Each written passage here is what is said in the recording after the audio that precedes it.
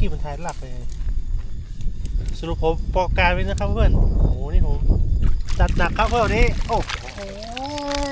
เฮ้ยอันนี้เยอะสุดตั้งแต่ผมตกมาแล้วเพื่อนนี่เลยโอ้เกือบ30ตัวได้นะครับเพื่อนยังไงเดี๋ยวตัวเล็กๆเราก็จะปล่อยไปนะครับตัวใหญ่เราก็จะเอาไปทอดกินนะครับเพื่อนถือว่าวันนี้100 บาทมีความสุขและคุ้มมากครับยังไงขอบคุณเพื่อนที่รับชมนะครับยังไงโอกาสหน้ายังไงเราไปตกที่ไหนต่อเดี๋ยวฝากติดตามชมด้วยนะครับเพื่อนไปนะครับสวัสดีครับผม